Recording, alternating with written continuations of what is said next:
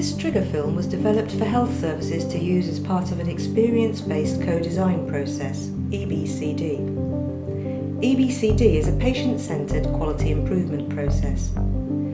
The film is intended to get local people, patients, families and NHS staff talking together about how they can jointly improve people's experiences of health services.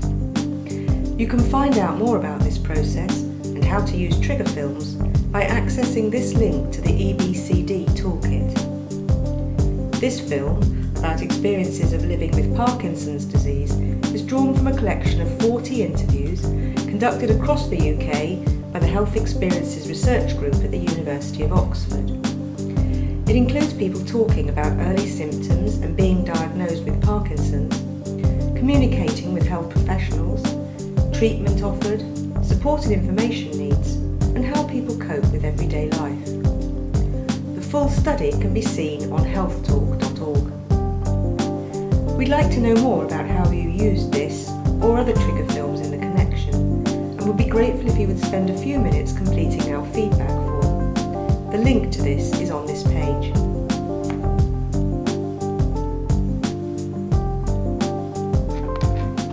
Right. Well, I first thought there was something wrong about probably getting on for 15 years ago now. Almost imperceptibly I seemed to be losing the use of my left side, and I went to the doctors. It was so imperceptible, no shake, no tremor, no nothing. I just felt that my left side wasn't doing the things that it should be doing, and I had shoulder pain and elbow pain and neck pain and hip pain, knee and ankle and foot, and it got progressively worse, and I kept mentioning it. I never went specially for it, but it was irritating me. It was in the back of my mind the whole time, and so I got treated for frozen shoulder and tennis elbow and all those things, which I didn't particularly feel were the cause of it. However, there were symptoms. And then the tremor gradually began to show, and all left side, nothing on the right side. I started noticing that my arm was shaking and I was dropping tools and things like that, and then about the same time I was running, I used to be a fast runner, then all of a sudden, virtually overnight, I just decreased and decreased, and they were sort of telling me to move my arms and I just couldn't. So I knew something was wrong then, and about a week or two later I went to my doctor, who then referred me to the hospital.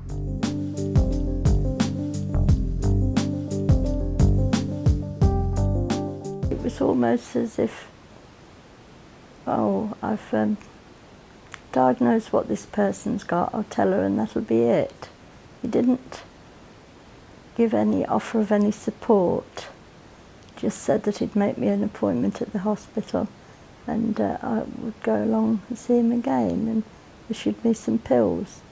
And I think you need to know some support that you can go to. I mean, I stayed awake that night and I did think to myself there must be a support group somewhere, but the support I got was not the best kind at that particular time. But the course that I went on was fantastic, and I think all medical staff need to have booklets or something to give you that explains what it is. I mean, you told me that my condition was going to get worse, but I didn't know what it was going to be like. I didn't know whether I wasn't going to walk or move or what. I just didn't know. I was left in the air. I haven't found the GPs very helpful. They, partly because I don't know how, it's very difficult to know how you seem to other people, but the GP who knew me well has now retired. He knew that I wasn't myself. One's facial expression changes, and he realized that I was no longer animated in the way that I used to be. And he knew one very well. With a new GP, it's difficult for them, I think. I think it's very difficult for them to assess what your normality is, and what your circumstances are, how you live your life. It's a very difficult job, I think, for a GP who's perhaps sees you for 5 minutes every 6 months, or more rarely if you're lucky.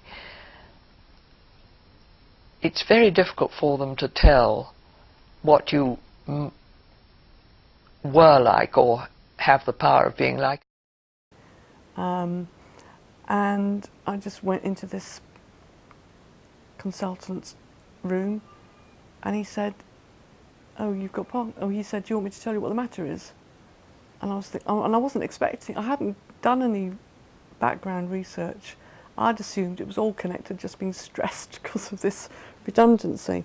So I had no reason to think that he was going to tell me anything difficult. So I said, "Well, there's no one else here, so you may as well tell me, because I'm here now, and I'll worry if you don't." So he just said, "Oh, you've got Parkinson's." And I was just absolutely dumbfounded.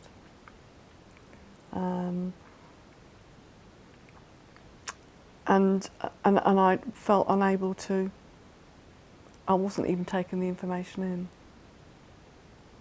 I had no idea what even to do about it, or what the impact would be, or anything really.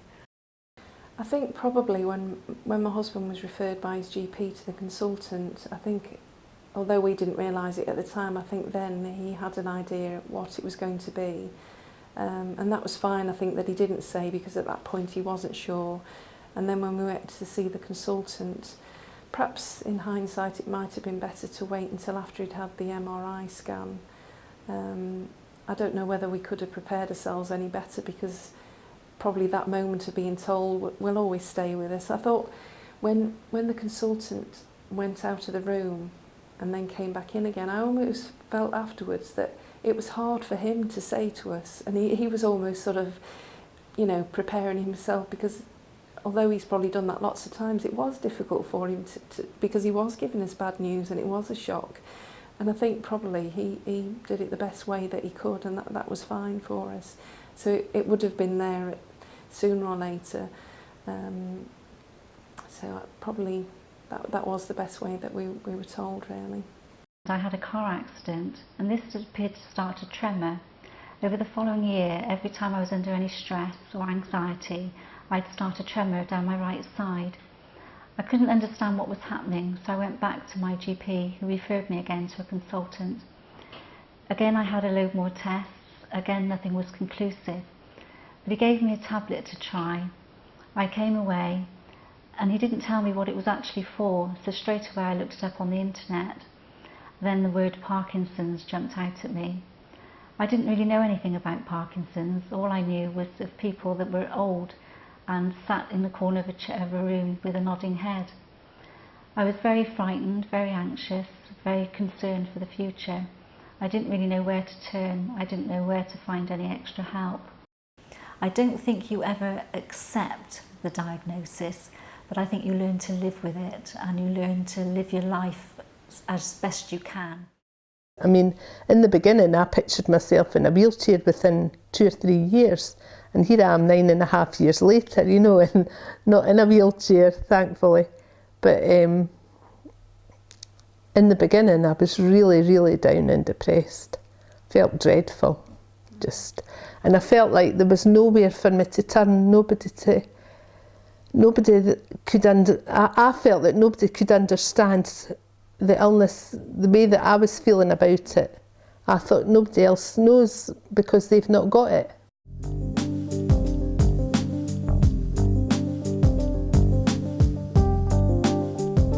As I said, I've got a lot of respect for the specialist consultant I see at the hospital. I really rate her very highly.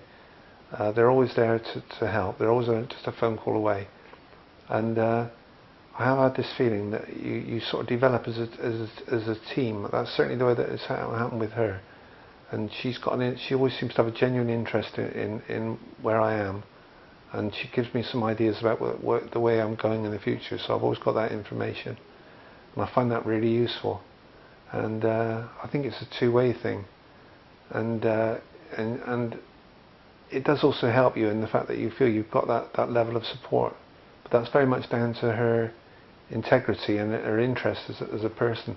But that does come through, and I think if I had somebody who was slightly more sterile, and you know, it's like having not a casual conversation, but it's understanding your lifestyle as a patient, and what works for you and what doesn't work for you. So there's possibly more than a medical interpretation that's needed. There is an interpretation that you have to understand. You have to get into the person's psychology as well, which is perhaps a bit difficult to explain, but that's definitely how it works for me. And because I've got a good relationship, it helps me. It gives me confidence in the information I give, and the decision making. I've got confidence in that. The other person who's been a great help has been the local Parkinson's disease nurse specialist, and she's very accessible. I can ring her up, and if she's in the office I can go and see her almost immediately, and she'll talk over problems with me, suggest solutions, and I feel much happier when I've seen her. Whereas to see my specialist, although they have an open access appointment system, so I can turn up on a Wednesday when they hold the clinic and see him at some point, it's not as convenient as ringing up my Parkinson's nurse. I'm quite happy with the National Health Service, what they've done for me, my Parkinson's. Do you always see the consultant, or do you? No, you don't. Most of the time you see a nurse, actually, a clinical specialist nurse in Parkinson's, and they're very good. In some ways better than a consultant, because they deal on a more personal level with individuals, so they have more, I think, of an understanding about living with the disease and how your life is, because that's the aspect of the things that they deal with. So they're very, very good, very good idea. And I don't know why the NHS won't pay for more of it, but I believe most of the funding for them is paid for by the Parkinson's Disease Society, which is quite sad, really. I found that my saviour, there were two people who saved me really and set me on the right road to coping with it. One was my GP, and one was the Parkinson's disease nurse that I met when I was first hospitalised. I think, you know, people do need, if they don't have someone, they need an information point, I think, is more what they need than anything else. And Parkinson's disease nurses are the best people to give that, because they see so many different people with it. They've sometimes got a simple solution for a day-to-day problem that no one would think of, you know. My GP here is a young GP. He's new to the practice, and he moved here when I moved here. And I was assigned to one of the more mature ones, probably because I had Parkinson's disease. And he was a very nice doctor, but you know, it was just run-of-the-mill stuff. Well, to me it's not run-of-the-mill stuff, it's my life, you know. And it's not a very pleasant life a lot of the time. The young doctor said to me, I don't know anything about early onset Parkinson's disease, but I'm willing to learn if you'll teach me, you know, because he said it'll benefit others. It's a learning experience, and he is the gatekeeper to the resources I need. So we formed that kind of relationship, and he's been very good. You know, he has access to me, the small amount of services there are, but it's so diverse across the country as a whole.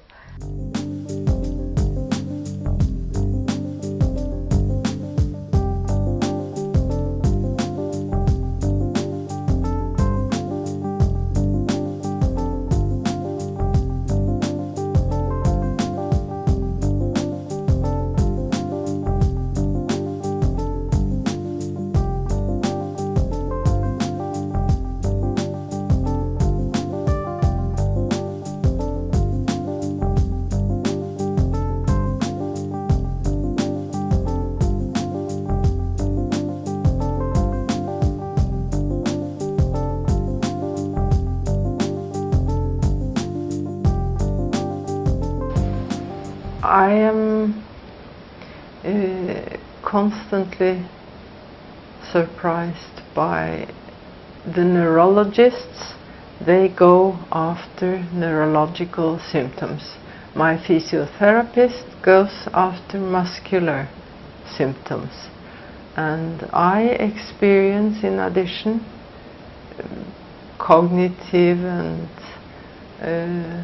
other symptoms and feelings that together, all of this is the illness. And we have now one specialism taking care of each of these compartments. And that somehow frustrates me.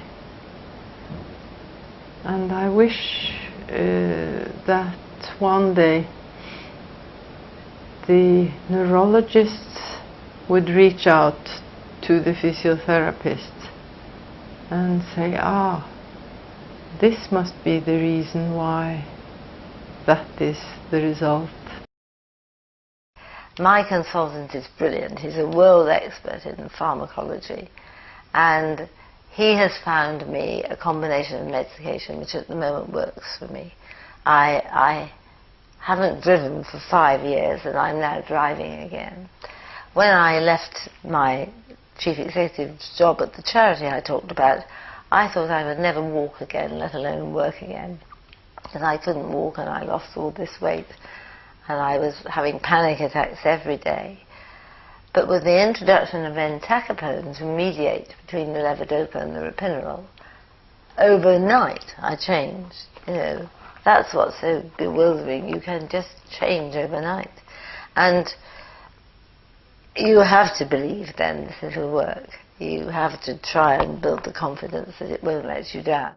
No, I didn't find it difficult. I wasn't put on medication because I didn't want to become reliant on medication. The consultant, if I'd insisted, he would have given me medication straight away. But I did understand that medication all that time, and I needed very much to take it in my own pace, to do one bit at a time and check I understood.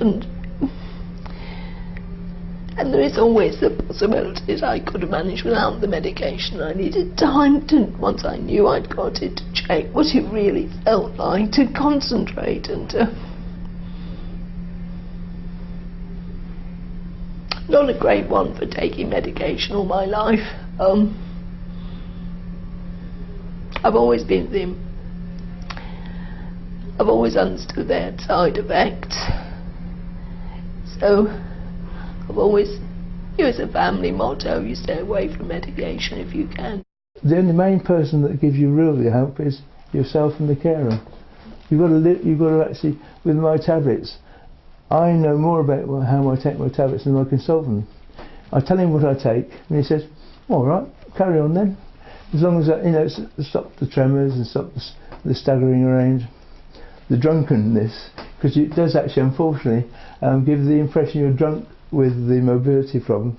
Well, basically, I mean, I take a pill when I need one, and I know when I need one, and as long as I know that taking too many pills is bad for me, because I'll get the side effects. So it's a case of, I know no one knows what's best for me other than me, because I know how my body feels at any particular time. I know that if I've eaten too much, or if I've eaten any food and then my drugs kick out, then I know if I take another pill with a full stomach, it's not going to work.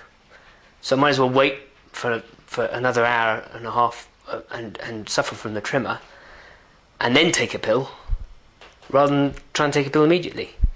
I mean, I remember going, just after I was diagnosed, I remember going up to my GPs to get my prescription, and he says, "And what can I do for you?" And I was saying, "Well, I've got Parkinson's."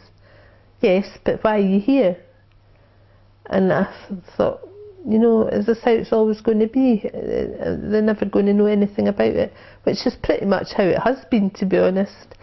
When ropinirole, which is one of the treatments that I'm on, when Rapinol first became available for me to take, I went up and I asked and said, you know, I would like to be put onto this because it's a better form of treatment for me at the moment, because it was better for you when you had first been treated for Parkinson's. And my GP just kind of looked blankly at me. He just didn't have a clue, knew nothing at all about the treatment or anything. Didn't even understand really what it was all about. And we had to come home and run it all off on the internet, from the internet, run off sheets and sheets about it, take it up to them, and eventually after about 3 or 4 weeks I got put onto the Rapinol, and it's been great ever since. I just want my life back again, and yet they turn it into great religious debates and academic competitions, and forget about the person who has it. You sometimes feel like a rat in a maze. They drop pills into you and see what happens. They don't know what's going to happen. You don't know what's going to happen, you know. It's not the kind of adventure you want to undertake too often.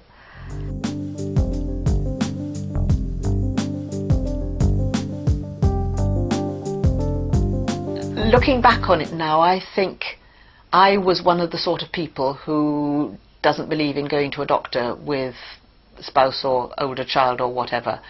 Be independent. And I think looking back on it, actually, I had information that the doctor might not have seen, or that certainly that my husband wouldn't have said, because there's an element of playing to the audience of the doctor as well. And I think that family carers are able to see things with Parkinson's, see progress, see, because there's so much variation simply during the course of a day, see things which might otherwise get lost. And I think, looking back on it, I think it would have been sensible to have gone with my husband to those appointments, though obviously you crowd put somebody if you're there the whole time, so it's a tricky one. What was it you wanted to know? Well, how the disease, I knew little about Parkinson's. It had never crossed my mind that that's what was causing this tremor, and I knew nothing about the disease, and I wanted to know how it would progress, how it would manifest itself, and what the prognosis was for me. I think knowledge of the condition, information about the condition, could be improved greatly, and I feel we in the branch to which I belong have, in the last couple of years, have started putting up literature in hospitals and GP surgeries, and I'd like to think that that's giving people the opportunity to find out just at the time when the news hits them, that there is some information there is somebody they can talk to, because that's vital. I must say that the authorities have looked after me very well. They sent me to a group where we learned to do exercises and gave me information on the Parkinson's Disease Society, which has made a terrific difference to me. Their leaflets are very informative. I've come to rely upon them, and I've now discovered that they could do it in large print because I'm having problems with my eyesight. Somebody came to tell us about social services, the help that they could give, the speech therapy, and I went and had a session with them because my voice becomes croaky at times. We get together with other young people that have Parkinson's disease just to talk and share experiences and just to be a support for each other. The biggest thing is that no matter how supportive your friends and family are, they never fully understand, and people with Parkinson's know exactly what you're going through and can always give help and support. And we help and support the carers too, because they also need help. It started with just 3 of us about 2.5 years ago, Three of us went out to the pub for a chat and, to talk about, how we were coping. And it's just grown and grown and grown over the last couple of years, and there's now 40. And I'm actually the young onset representative, and you organise social events. Nothing formal, we just go out and have a good time and talk. Because as I said, talking is very, very important. And the carers and partners and family and friends, they can come along as well because they need support as well, especially your partner. It's nice for them to talk to somebody as well and find out how other people are coping. So it's very beneficial.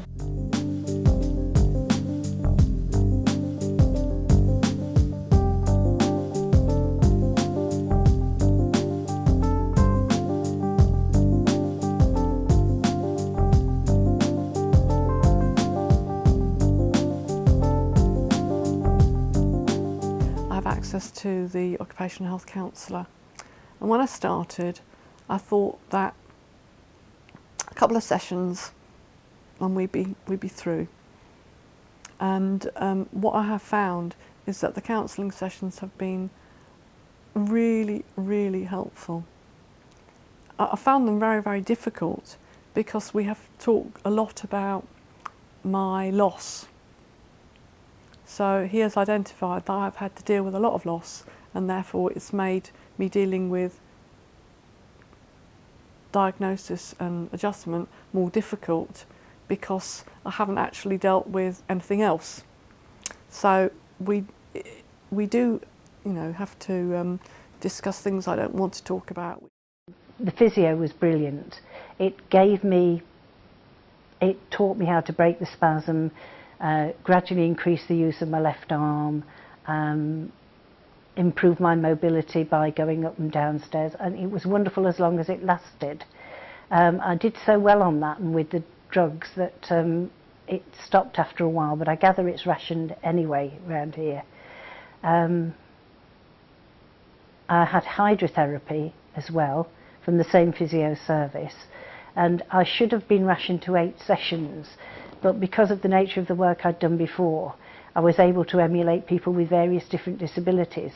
So I was used as a dummy, a model, in the pool by the principal hydro. So I actually got about 3 months, it was good, of weekly sessions. What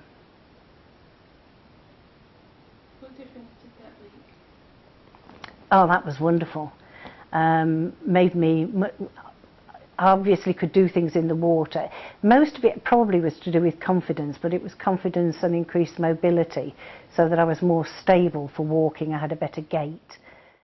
Well, we just recently, what I did find was that going upstairs, going upstairs is no problem from the physical point of view. I don't get breathless or anything like that. But again, this balance business. And I said to the doctor, it would be lovely to have an extra handrail. Our steep staircase only has one. And he said, he could fix that through the occupational therapist.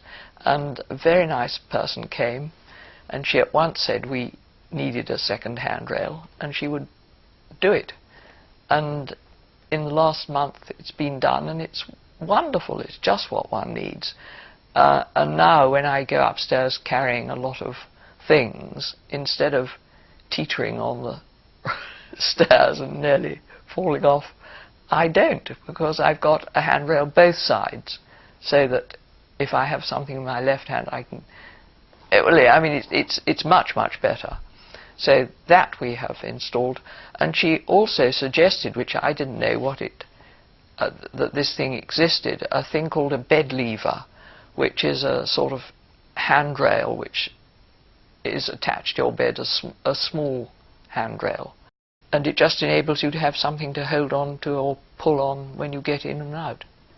And it's very helpful. Unfortunately, with Parkinson's, depression is also a very common side effect of the actual disease. And I am on antidepressants and have been for a while to help me cope with not only the disease but just general living with the disease. I use mindfulness, so which I was recommended by a friend of mine who's a counsellor, and it's based on the concept that you should stop worrying about what's happened.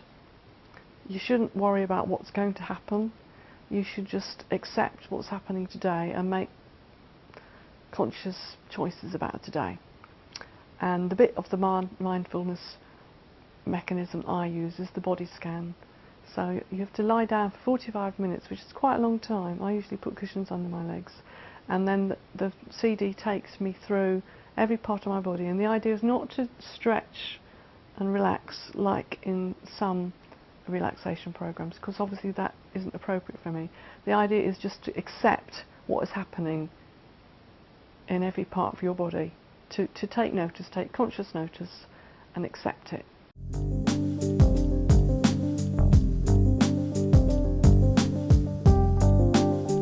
For a while after that I lived in denial and not for very long, but probably about 3 months or so, and tried not to contemplate it too much, and then I decided that actually probably that was the wrong way, because at the beginning I think a lot of people live in this sort of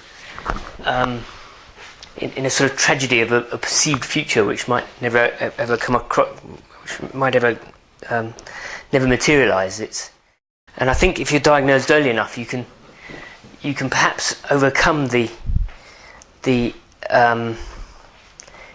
mental side before the physical side really gets too bad. And if you can get over the mental side, and if you can accept Parkinson's for what it is and accept that you have it, then the mental battle, you can beat the mental battle with Parkinson's, and then the physical battle you may lose eventually, but I know which battle I'd rather win. The mental battle is far more important than the physical one, and hopefully that's what I've achieved.